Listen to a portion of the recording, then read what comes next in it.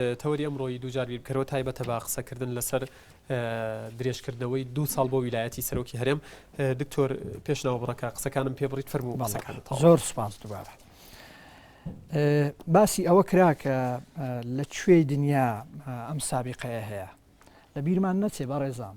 لە مانگی 5 ساڵی 2009 پەرلەمانی کوردستان 2 بڕیاری دەرکردەوە، بڕیاری ژمارە 5 و بڕیاری ژمارە 6.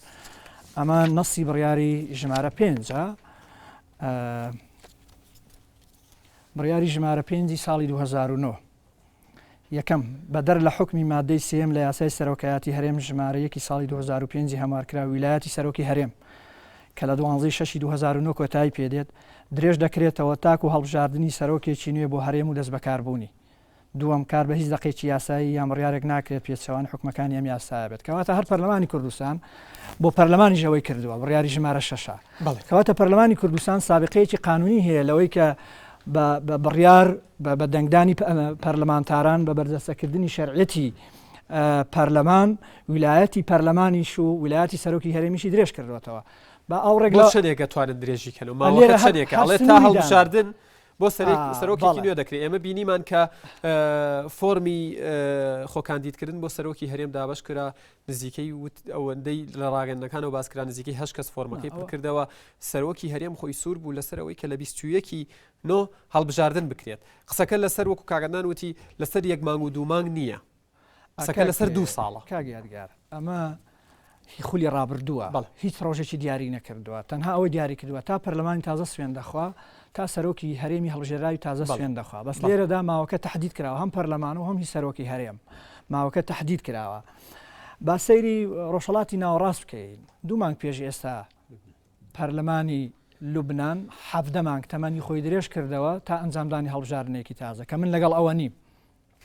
ئەوە نیم بە هیچ شێوەیەک مەسەڵەن هەڵبژاردننی پەرلەمانی کوردستان. بڕای تۆگەر بە کورتی پێم بڵێ ئەوەی لە لوبنان هەیە ئەو مۆدیلی فەرمانڕەوایەتی لە لوبنانەیە مۆدیلێکی دیموکراسیە. بەڵێ تۆ ناتوانێت بەراورد بکرێت لەگەڵ کوردستان. تۆ ناتوانانی پێ بڵێ دیموکراسی نییە. بۆ دیموکراسی نییە چونکە پەرلەمانیان هەیە و هەڵبژاردن دەکرێت، سەرۆکیان هەیە. هەڵبژاردن یەکێکە لە پاسەرچیەکانی دیموکراسەتی سیاسی. ئەگە قسە لەسەرەوە بکەین بەڵێ سوپاس مەبەستت گەشت قسەکان. خاڵیشتر ئەوەیە کە بەڕاستی دەوترێت دەستور کێشە نییە. دەمێکە ئەم 4 ساڵی ڕابردوو چەندین جار گفتوگۆ لەسەرەوە کراوە ویستراوە دەستوری هەرێمی کوردستان بە ژێرەی قانون ئامادەیە بۆ ڕاپرسی نەخراوەتە ڕاپرسی بۆ لەبەرەوەی لایەنەکانی ئۆپۆزیسیۆن و تویانە سەرنج و ملاحەزاتمان هەیە. وستویانە پێویستە تەوافقی لەسەرکەی. زەمان چییە کە لەم 2 ساڵەیە ئەم سەرنج و ملاحەزاتانە ئەم قانونە دەڵێ سازان و تەوافق ڕوە ئەم قانونە دەڵێ دەبێ بکرێ. ئەم قانونی ئێمە دەرخۆش بێت و نەبێت ئەبێ بکرێ. دەڵێ لە ماوەی ئەم 2 ساڵەدا دەبێت تەوافق لەسەر دەستور بکرێ و تعدیل بکرێتەوە ئەم جار بخرێتە ڕیفراندۆمەوە. کەواتە قانونەکە بە شێوەیەک تەعامل لەگەڵ پرسی دەستور و هەروەها بۆ ئەوەی ئێمە ببین بە خاوەنی دەستور بکات کە پارتیوێچەتی لەسەر چی ڕێککەوتون لەسەر ئەوە ڕێککەوتون کە دەستور بە تەوافق تعدیل بکرێ. کەواتە ئەمە داواکاری هەموو لایەنەکان بەتایبەتی ئۆپۆزیسیۆن. ئەم جار لێرە بە دواوە دەبێت کار لەسەر ئەوە بکەین چۆن تەوافق بکەین، پەرلەمان چی بکە، سەرۆکی هەرێم چی بکە، حزبە سیاسیە باڵا دەستەکان لەگەڵ ئۆپۆزیسیۆن چی بکەن. کەواتە زەمینەیەکی قانونی زۆر لەبار هاتوۆتە ئاراوە بۆ تەوافق بۆ ئەوەی فراغی دەستوری بکەینەوە. من پرسیار لێ ناکەم گەر کۆمنتێک تەبێ بۆی بچین لای کۆمنتی زۆر من کاروان پرسیاری دڵنیا بوونەوەی کە نمونەی لوبنان دێنرێتەوە کە وڵاتێکی تایفی و لەسەر بنەمای تایفێت تایەدانراوە خودی ینی تەنانەت بەو سیستەمە خراپەی ئەوێش هەرایەکی گەورە لەسەر تەمدیدی پەرلەمان و ناشرعەتی تەمدیدەوەی کراوە چونکە تەمدیدکردن ئایبەیەکی گەورەیە بۆ پەرلەمانەکان لە عالەمە وەکو باس کرد پەرلەمان توانێت خۆی ئەمە مافی پەرلەمانە لەم پەیڕەوە لەم یاسای هەڵبژاردنە لەو ڕەشنووسی دەستورێش کە پەسەند نەکراوە ئەڵێ پەرلەمان ویلایەتەکەی بۆ 4 ساڵە من وکالەتم لە خەڵک وەرگرتەوە بۆ 4 ساڵ 4 سەعات دوای ئەوە شەرعەتم نییە 4 سەعات دوای ئەو 4 ساڵە شەرعەتم نییە. پەرلەمان ئەگەر لەبەر ئەوەی هەیئەیەکی تەشریعیە ئەو مافە بەخۆی ئەدات هەیئەتی بڕیاردانە ئەو مافە بەخۆی بڕیارەدات ینی باشە پەرلەمانی کوردستان سبەینێ بڕیاریدا خەڵک بە ڕۆژ ئیش نەکە بە ڕۆژ ئیش نەکە بەس بەشەو ئیش بکە. ئەمە سوڵتەی تەشریعیە بە دەنگدان ئەکرێت دەنگی تیا گریمان دەنگیشی هێنا و لە مەکتەب سیاسیەکە و ئەمری پێکرا دەنگێنە. ئەمە منطقی تێدایە یعنی تۆ قسە لەسەر منطق بوونی قانونەکەیەکەی بۆچی لە من 25 پەیڕەوی ناوخۆی وڵاتانی جیهانم سیر کردووە بۆچی نەسێکی وای تێدا نییە کە پەرلەمان مافی تەمدیدکردنیە بێ لە بەرەوەی لە عرفی پەرلەمانی عیبەیە بەڵام پەرلەمانەکری هەڵوەشێتەوە سەرۆکی هەریە سەرۆکی وڵاتەکە توانێت هەڵوەشێنێتەوە ئەندام پەرلەمانەکان ناتوان خۆیان هەڵوەشێنەوە ئالێت هەیە بۆ هەڵوەشانەوە کە بەڵام پەرلەمان ناتوانێت 1 سعات ماوەی خۆی تەمدیدکە لە بەرەوەی وکالەتەکەی بۆ 4 ساڵ وەرگرتووە وئیل ئەم دەستکراوەی بدەین بە پەرلەمانەکانی عالم دێ بۆ 2 ساڵ خۆی تەمدیدەکە چی بۆچی خەڵکی تر بێت من ئەڵێ بەهات بمنن ئەو امتیازاتانە و ئەو ناز و نعمەتەوە ئەوە لەوێ ئەمجا لەسەر مۆزوعی ئەو بڕیارانەی کە کاک عومەر باسی کرد کاک یادگار ئێمە کاتی خۆشی تەعنمان لەسەر ئەم بڕیارانە هەبوو کاتی خۆشی قسەمان لەسەر تەمدیدی پەرلەمان هەبوو ئەندامی پەرلەمانی خولی ڕابردوو کە لێرە ئیمزای ئەم تەمدیدەی پەرلەمانی کردووە لە پرۆتۆکالەکانە خوێندمەوە ئەڵێ عیبەیەکی زۆر شەرمەزاریە بۆ پەرلەمانی کوردستان بەنەس ئەڵێ پەرلەمانی کوردستان خۆی تەمدید بکات ئەڵێ نابێ پەرلەمان 1 سعات خۆی تەمدید بکات بەنەس لە پرۆتۆکۆلەکانە هەیە کە لێرە ئیمزای کردو بۆ تەمدیدی ئەم پەرلەمانە دیارە دنیاکە گۆڕاوە و موقعەکە گۆڕاوە بەڵام موضوعی دەستور من قسم لەسەر ئەوەیە دەستور مۆزوعێکی گرنگە کاتی خۆی لە 25 حوتا دەستور نەخرایە ڕاپرسیەوە لەبەر چاوی کاری ئۆپۆزیسیۆن نەبوو ئەو کاتە هێشتا ئۆپۆزیسیۆن نەزانرا حەجمی چەندە نەزانرا چەند کورسی دێنێت نەزانە موقعەتی چیە لە کورە کاک ئەوەی UN و ئەمریکا و لایەنەکانی تر بوو کە فشاریان خست بۆ سەرین خودی کاک عەدنان مفتی لە چاوپێکەوتنی گوڵاندا ئاماژە بەوەدا کە ئەوان بوون فشاریان خست و کۆمیسیۆن اعتزاری کرد ئەو ئۆپۆزیسیۆن فشاری ئۆپۆزیسیۆن لەم 4 ساڵە ئەگەر ڕاستە بەدوای سازان ئەگەڕاون یەک کۆبوونەمان پێ بڵێن کە بۆ دەستور بۆ سازان لەسەر دەستور کرابێت یەک کۆبوونەوە لەم کوردستانە لە ئەم 5 لایەنە کردوبێت یان ئۆپۆزیسیۆن پاکێجی تەقدیم کردووە هەمواری دەستوری تەقدیم کردووە سەرۆکی هەرێم پێش چەند مانگێک ئەڵێ وەڵای من ئاگام لە ملاحەزەکانی نییە تکایە ئۆپۆزیسیۆن با ملاحەزەکان بنێت ئۆپۆزیسیۆن بە نووسراوێک یا بە پرۆژەیەکی کاملی هەموار کردووە یعنی یەک دانیشتن نەکراوە لە ماوەیەوەی بۆی پرسیارەکان کەواتە من قسم لەسەر ئەوە نییە کە دەستور مۆزوعێکی گرنگ نییە مۆزوعێکی گەورەیە دایکی یاساکانە بەڵام فەراغی قانونی لە کوردستانە نییە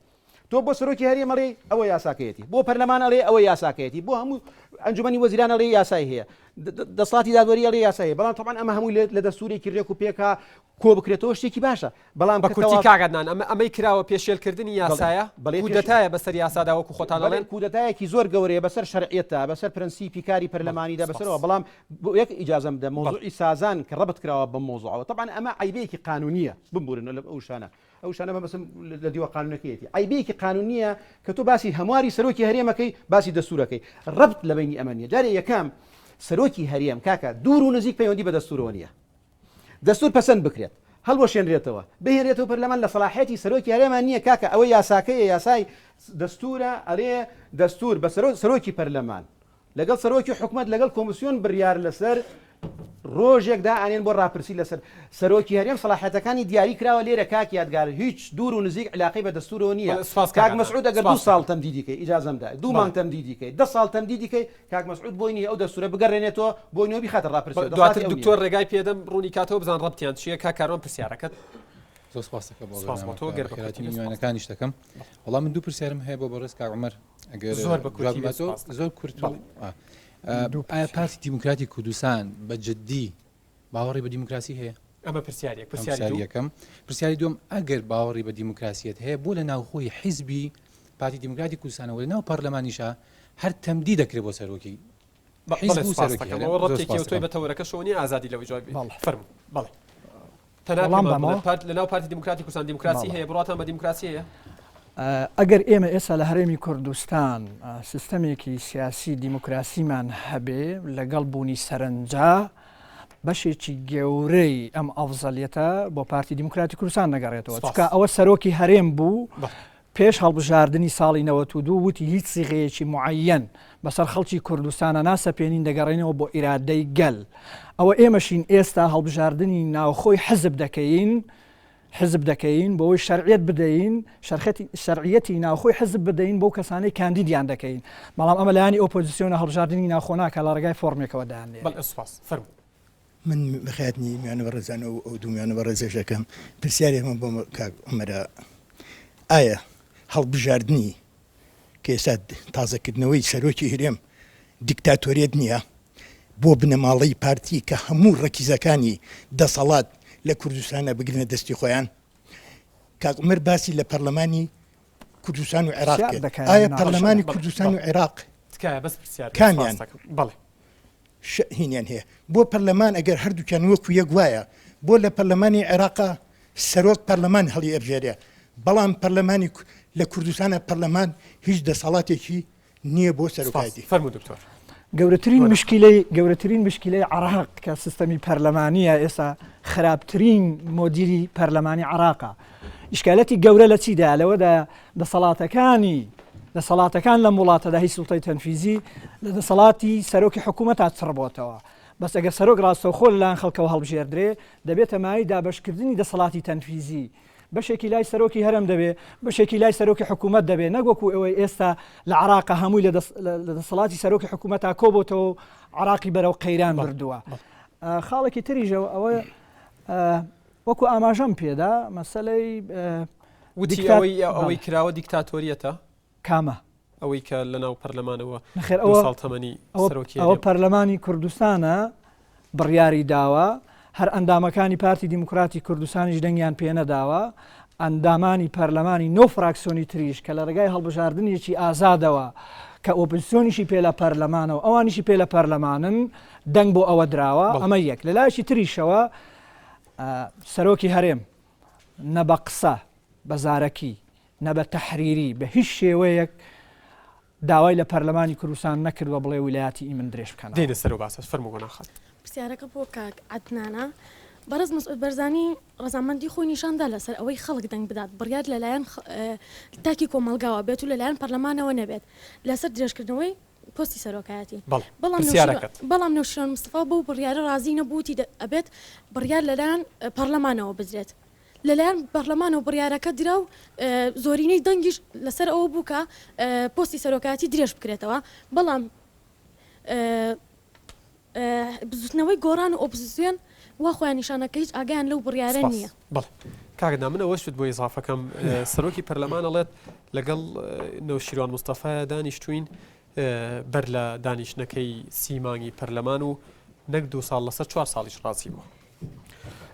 جنابی سەرۆکی لەگەڵ وەڵام بۆ پرسیارەکەی جنابی سەرۆکی پەرلەمان ڕاز نافەرمێت لەو مۆزوعەدا مۆزوعەکە پێوەستە بە وەڵامی ئەو پرسیاری ئەو خوشکەوە ئەویش ئەوەیە کە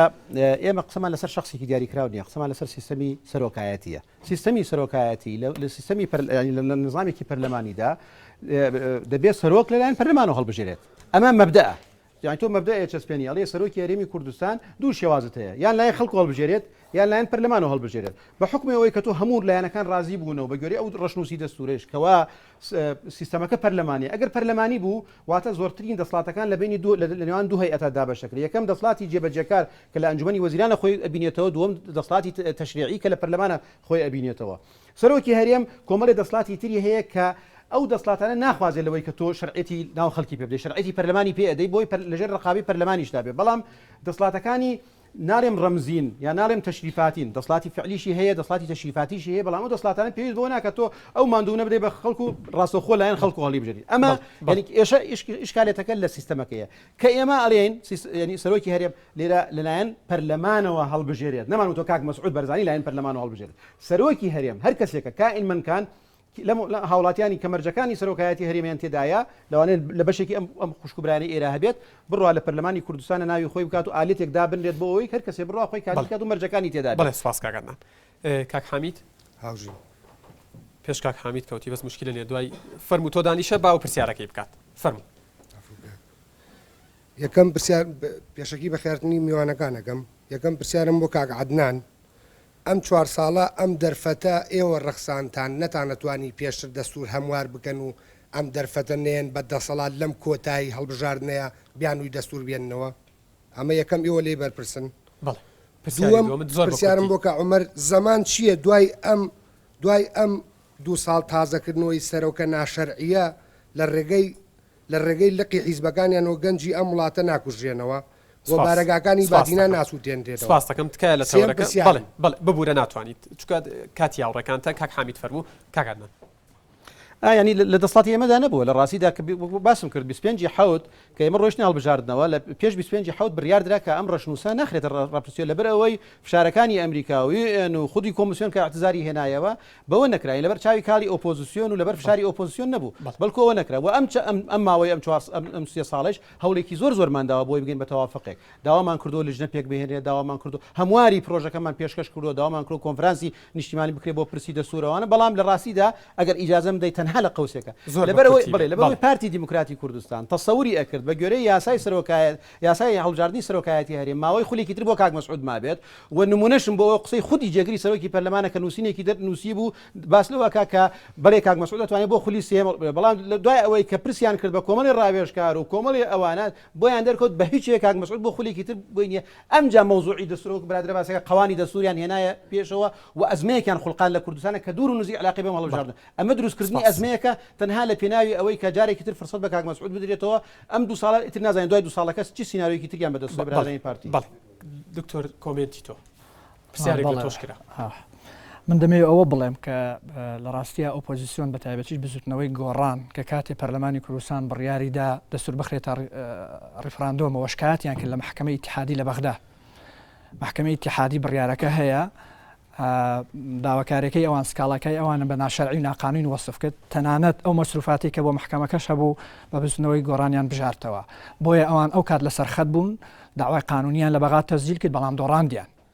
ئەو کات پرسیارەکە ئەوە بوو ئەڵێ زەمان چیە لە دوای 2 ساڵ جارێکی تر سیناریۆکانی دووبارە نابنەوە برا بەڕێزە باسیەوە دەکات شەرعیە ناشەرعیە بەڕاستی ئەمە ناکرێ من بڕیار بدەم بڵێم ئەمە شەرعیە ناشەرعیە شەرعیەت ئێستا لای پەرلەمانی کوردستانە و پەرلەمانی کوردستان بڕیاری داوە تو هەر بڵێ ناشەرعیە بە پێگوێرەی قانون بە ژێرەی هەڵبژاردننی دیموکراسیانە و ئیرادەی گەل شەرعیەت لای پەرلەمانی کوردستان و پەرلەمانی کوردستان قانون دێ بۆیە شەرعیە زەمانەت چییە دەبێ هەوڵ بدەین ویست و ئیرادەمان هەبێ ویست و ئیرادەمان هەبێ ئەگەر بمانەوێ ئەم وڵاتە ببێتە خاوەنی دەستور دەبێ حیوار لەسەر یەکتر بکەین ئەگە حیوارمان لەگەڵ یەکتر کێت هەوڵ بدەین منی کەمینە پێمانە بێ دەبێ حکمی زۆری نەم هەبێ هەروەها پێم وانە بێ تەوافق هەموو شتەکانی من دەبێ وەربگیرێ دەبێ ڕوحیەتی سازشمان لەگەڵ یەکتر هەبێ لە پێناو بەرژەوەندی گشتی لە پێناو ئەوەی کە ئەم وڵاتە ببێتە خاوەنی دەستور دەبێت گفتوگۆ بکەین ڕێگای قانونی بەکاربهێنین خۆ ئەگەر نەگەیشتین بە نەتیجە سەرنجام دەستورەکە دەبێ بنێرینێ لای خەڵکی کوردستان بڵین ئێوە حەکەم سپاس دکتۆر بەڵێ بەشی دومی بەرنامەکە لە کۆتایی نزیکە بینەوە هیوادارم پرسیارەکان کورد بن و وەڵامەکان کورتتر فەرموو کاک حامید پرسیارەکەم بۆ کە عومەر بەڵێ بەڕێز کاک مەسعود بەم 8 ساڵە مەترە مرەباعی ئەرزی ناوچە دابراوەکانی نەگەڕانەوەتەوە ئەو پرۆژەیە چییە کە بە تەمای لەم 2 ساڵە جێبەجێ بکە ئەوە پرسیارێکم پرسیاری دووەم لە کوردستانە پیاوی کە دێ لا مەسعود بەرزانی نەبێ تکایە دوور لە تەشیر فەرموو دکتۆر سپاس وەڵام من وتم کە ئێمە پێمان وایە کە کاک بەرزان پیا و ژنی شۆڕژگەر هەیە لەم وڵاتە پیا و ئافرەتی شۆڕژگێر و هەڵکەوتە هەیە لەم وڵاتە لە داهاتووشدا لێش لە حەزەکانی تاریخا ڕەنگە ببن بە سەرۆک لەم وڵاتە بەڵام جیاوازی هەیە ئەوەی کە تۆ یەکێک دەتوانێت لە فترەیەکی معەنە سەرکردایەتی ئەم وڵاتە بکات جیاوازە لەگەڵ ئەوەی کە هەندێک بیر بۆ چوونی لاوەچی مەبەستم ئەوەیە کە مەسعود بارزانی بەبێ شەرعیەتی پەرلەمان و بەبێ شەرعیەتی خەڵکی کوردستان نەبۆتە سەرۆک و ناشبێتە سەرۆک وتی پرسیارێکشی ئەوە بوو وتی لە ماوەی 8 ساڵە 1 مەتری 4 گۆشە لە خاکی ناوچە دابڕێنراوەکان نەگەڕاوەتەوە لەم 2 ساڵە چیەکات گەر بە کورتی وەڵامی بیتەوە سەبارەت بە ناوچەکانی دەرەوەی هەرێم توانراوە شەرعیەتی دەستوری عراقی بۆ وەربگیرێت کە 8 ملیۆن کەسە واتە ئەمە وەرگرتنی ئەم شەرعێتە دەستورە کە ئێمە حەقمان لەم ناوچانە هەیە گەورەترین سەرکەوتنی تاریخی نەتەوەیە دەمەوێت ئەوەش بڵێم دەمەوێت ئەوە بڵێم کە دەیان بەڵگەی جۆرا جۆر لە بواری ئەمنی لە بواری سیاسی لە بواری کۆمەڵایەتیدا دەهێنمەوە کە لە ماوەی 8 ساڵی سەرۆکایەتی مەسعود بارزانیە ئەم وڵاتە گەشەی کردووە ڕێژەی هەژاری لە 22 بۆتە لە 7 ڕێژەی نەخوێندەواری لە 34ەوە بۆتە لە 16 بە هەموو پێوەرەکانی ئیستیقرار و ئەمنیەت هەرێمی کوردستان لە ماوەی 8 ساڵی ڕابردوودا لە چەسپاندنی ئەمنیەت و ئیستیقرارە لە وڵاتی یەکگرتوەکانی ئەمریکا سەرکەوتووتر بەڵێ سوپاس بەرزان پرسیارێکم بۆ کاک عومەر ئایا ئەوەی لە پەرلەمان ڕوویدا بۆ درێژکردنەوەی سەرۆکی هەرێم شکاندنی کەرامەتی خەڵکی کوردستان نەبوو لە کاتێکە خەڵکی کوردستان تەنها بۆ 4 ساڵ متمانەیاندا بوو بە سەرۆکی هەرێم پرسیاری زۆر بە کورتی پرسیاری دووەم بۆ کاک عەدنان ئایا ئەوەی ئۆپۆزیسیۆن لە پەرلەمانی کوردستان ئایا ئەوەی ئێوە وەک ئۆپۆزیسیۆن لە پەرلەمانی کوردستان چ ئومێدێک ماوە کە ئێوە لە پەرلەمانێکا بمێنەوە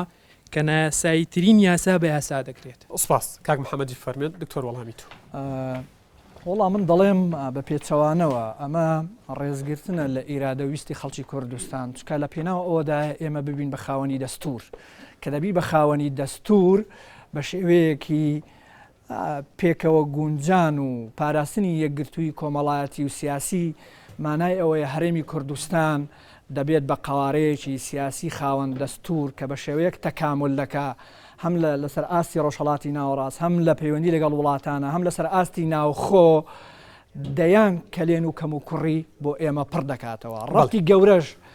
لە نێوان یاسای سەرۆکایەتی هەرێم و لەگەڵ دەستورا هەیە کە دوای قسەی لەسەر دەکەم. بەڵ دکتۆر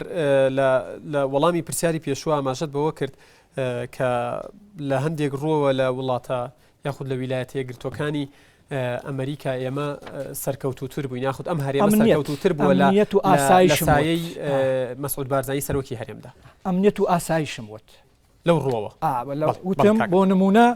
لە ڕووی بەرقەرارکردنی ئەمنیەت و ئاسایشەوە لە ماوەی ساڵی ڕابردووە هەرێمی کوردستان ئیستقراڕیەت و ئەمنیەتی پتەوتر بووە زیندووتر بووە بەرجەستر بووە لە وڵاتی یەکگرتوەکانی ئەمریکا. پرسیارێک لە تۆ کرا پرسیارێک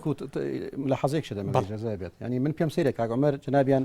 حرمەتی زۆرم بۆ هەیە طبعاً ئەندامی لژنەی یاساییە نەخێر ئێستا ئەندام بڵێ ئەندام بوو لژنەی یاساییە ئەم یاسایەت خوێندەوە یاسای سەرۆکایەتی هەرێم تێناگەم سەرۆکی هەرێم چ دوور و نزیک پەیوەندێکی بە وەبەرهێنان و بە خوتەی تەنمیەوە هەیە کە ئەوە فقط لە ئیشی ئەنجومەنی وەزیرانە واتە ئەنجومەنی وەزیران کاری وەبەرهێنان کاری تەنمیە خوتەی تەنمیەی گشتی داانە سەرۆکی هەرێم دوور و نزیک علاقەی بەوە نیە جادەیە کراوە مەجاری کراوە کارەبا براوە ئەوانە بە ئیشی ئەنجومەنی وەزیران تەنانەت ئەمن و استقراریش ئەمن و استقرار تا ئاسایشیان وەلی کردووە کە ڕەبدوێ بەڵام خۆمان ئەزانین کە ئاسایشێکی لە سلێمانی دوور و نزیک علاقەی بە سەرۆکی هەرێمەوە نیە و ئاسایەکی شێ هەر سەر بە پارتی دیموکراتی کوردستانە ئەوەی کە پەیوەست بە بینەکەوە لە ڕاستیدا ئێمە پار و پێراریش و قسەیمان لەسەر کرا ئێمە لە دوای هەفتەی شوات 25 ئەندام پەرلەمانەکەی استقالی خۆمان قسە بەردەمی ڕێخەری بزوتنەوەکە و وتمان ئەگەر بە پێویستە کات و پەرلەمانەکە ئەوەی تیانەوەەوە ئێمە ئامادەین تەنها بۆ هاتوین دیفاع لە مافی خەڵکو و لە بەرژەوەندەکانی خەڵکن بۆ نهاتوین لە پەرلەمانە بمێنینەوە پێتان باشە هەر دقە و سەعاتێ بزوتنەوەکە پێی باشە سەح بکەین لە پەرلەمانە بزوتنەوەکە پێی باش و بمێنەوە خۆشبەختانەش ماینەوە گەر نەماینەوە ئەو ئینجازە گەورەیە کە پێرێکرا لە پەرلەمانی کوردستانە فەزەحکردنی ئەو کارە نایاساییە ڕیسواییە کە پەرلەمانی کوردستان بە نایاسا یاسایەکی دەرچوان کردمان پەرلەمان تەواو بوو بۆ ماوەی درێژکراوە شەمێنەوە ئەوە بڕیاری بزوتنەوەکەی لە ڕاستیدا سپاس بەڵێ پرسیارەکەت کاک زۆر سپاس وەڵام پرسیارەکەم بۆ کاک عەدنانە دیارە ئەوەی کە لە سی حوزەیران ڕوویداوە پێشتریش زۆر گوێمان لە وشەی تەشکیرە بێ لەلایەن بزوتنەوەی گۆڕان و خودی فراکسیۆنەکەیان بە تایبەتی بۆ سەرۆکی هەرێمی کوردستان بە نمونە ئەوەی کە ئێستا کەمە پرسیارێک بە نمونە ئەوەی کە لە پەرلەمان ڕوویدا کۆمەڵێک فەوزا و کۆمەڵێک تەشویشات و ئەمانە دروست بوو و لە هەمان کاتیشە لێدوانی چەند ئەندامێکی پەرلەمان لێدوانی چەند ئەندام پەرلەمانێک کە وشەی تەشیر بەکارێنێ منە پرسم ئایا لە ڕووی سیاسیەوە هەز ناکەن لە مستەوایەکی زۆر نەزمدان زۆر سپاس کاگەدان دوای ناوبڕەکە وەڵامیان بیتەوە بینەرانی عزیز ناوبڕێک وەرەگرین و گفتوگۆکانمان بەردەوام دەبێت.